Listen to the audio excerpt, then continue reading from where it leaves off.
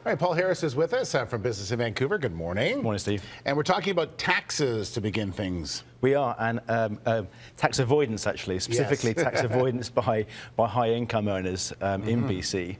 As you know, in the recent budget, the government proposed a 2.1% increase in income tax on earners who are taking home more than 150 a year.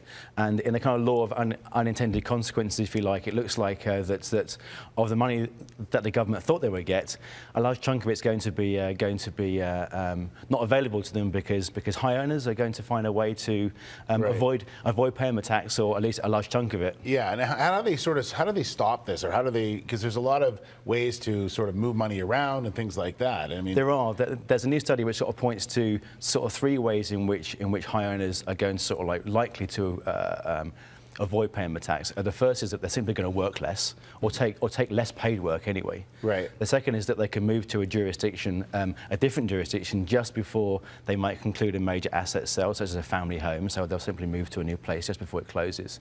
And the third is that they'll store their funds in trusts outside the province. So these are all perfectly legal means to avoid paying the tax. The study by the C.D. Howe Institute released yesterday pointed to the fact that the government would have hoped to have earned about 300 million in 2015 from this tax increase. Right. Only to find that they're probably going to be about 175 if the kind of behaviour that we expect to see actually transpires from higher earners. And governments, the U.S. government was trying to do this as well, as to stop these, moving money overseas and hiding it in places. You know, they say you've got a Cayman bank account and things like that. So, is there a lot that the government can really do, or is it just have to, besides changing every rule?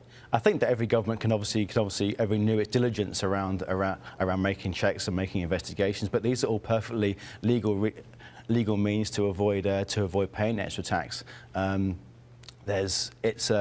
think in tough economic times, governments see the rich as a fairly safe political bet to actually get some extra income from them. Right. But what this tells us is that they shouldn't bank on that in any way at all. Yeah. All right. If you want some more information, you can go to the website BIV.com for more details, and you'll be back in about an hour and a half. Sure. We'll talk to you then. See you. Okay. Kate.